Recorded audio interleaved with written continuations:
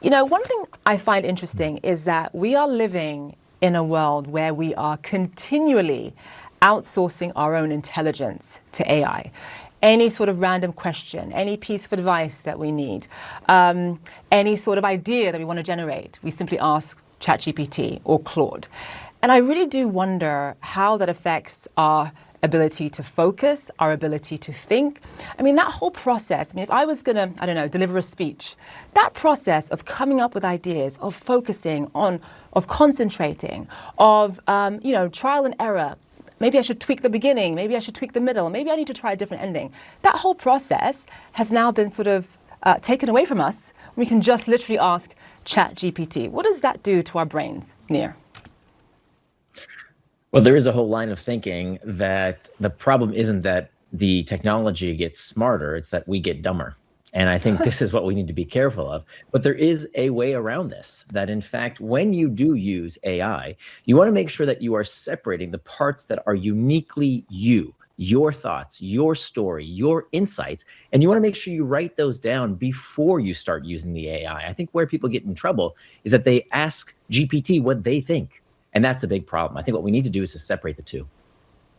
And in terms of differentiating developing brains in teens versus developed brains in adults, we use AI. I think, obviously we're distracted as well, but we use it more as a tool. And obviously this is still novel for us, where if you look at teenagers, this is something that they've been working with. And for some, this is all that they know in terms of research. How concerned are you that that could impact their development? And on the flip side, there are still positives to helping teens learn and adapt as well, no?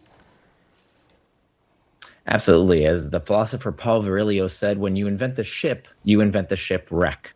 So every new technology is going to have goods and bads. Is the internet good? Yes. Is it bad? Yes. Is AI good? Yes. Is AI bad? Yes. So we're going to have goods and bads with every new technology. Now, the important thing here is just like, when you build a ship, you create the shipwreck. You don't stop sailing ships. That ship has sailed, right? AI is here. We need to know how we deal with it. We make the AI safer. And especially when it comes to children, it's obvious that children require special restrictions. I wouldn't let my 17-year-old daughter walk into a bar and order a gin and tonic. I wouldn't let her walk into a casino and play blackjack because there are certain restrictions that we need on children.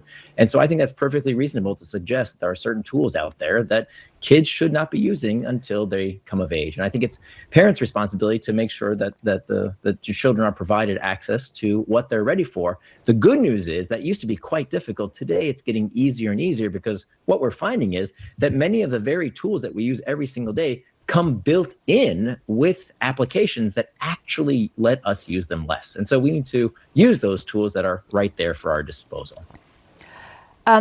One sort of, I hope I can say this, but one sort of stroke of luck that I've been blessed with is that I have quite a good memory, I would say. And that has brought me so many opportunities because you think about just what a gift having a good memory is. People who have good memories, they're obviously faster learners. Obviously, in school, we often do learn by rote. So it's the kids who have good memories that often do better. That's a whole controversial, different thing in and of itself. But even just this ability, the ability to do my job, to do this job, you need to have a good memory to be a news anchor, to be a correspondent. The amount of information that Biana and I have to process and retain every day beggars belief. And so when you think about just something so random and that I've had no control over has brought me so many opportunities, having a good memory. And one of the things I worry about, as Biana was saying, for the next generation is that the key to having a good memory, really, ultimately, there are lots of factors involved, but one of the main keys to having a good memory is your ability to focus. And in this world that we are in with so many distractions, social media, Instagram, if you want a video to do well on Instagram, it has to be less than 60 seconds. That tells you what kind of generation we are living in. So how do we reclaim the ability to focus? How do you actually practice that? Yeah, well, you'll be surprised to know that as good as your memory is, it's nowhere close to what the ancient Greeks could do. You know, they could Wow. memorize entire volumes of information. And this is why Socrates, the Greek philosopher, you know, he talked about this terrible technology in his day over 2,000 years ago that sounds as if he was talking about social media. He talked about this technology that was going to enfeeble our minds. You know what he was talking about? The written What? word. Because My every goodness. new technology has a cost. And he, you know what? He was absolutely right. Because writing things down does let you do what psychologists call cognitive offloading. That whenever we think, oh, a memory, a piece of information is somewhere else, we don't commit it to memory. And in many ways, that costs us. We cannot do what the ancient Greeks could do. But you know what? We can do all kinds of things they could never imagine. So it's not necessarily about saying, oh, technology good, technology bad. It's about finding how to use it in a way that serves us rather than hurts us. So for viewers who are tuning in and want some tips from you as well, it was notable that you say the opposite of distraction isn't focus, it's traction. So put into real life what that entails. What does that mean? Absolutely. So anything that you decide to do in advance is traction.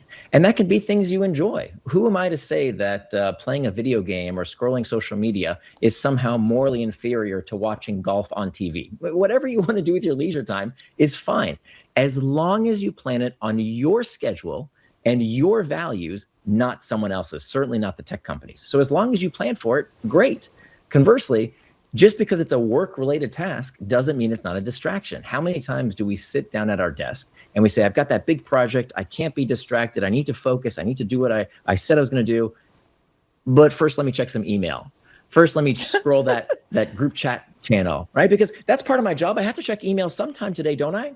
But what you don't realize is that that is the most dangerous form of distraction. If I'm here checking, YouTube or Instagram, well, then clearly that's a distraction at work.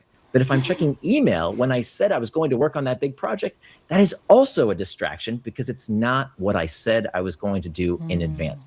So you cannot call something a distraction unless you know what it distracted you from. If you've got big white space on your calendar, you can't complain. What did you get distracted from? You didn't plan your time in advance. You can't get distracted from something you didn't know you got distracted from. So Nir, I mentioned that one sort of blessing or one sort of key to being able to, I guess, garner opportunities in life, especially in this particular industry,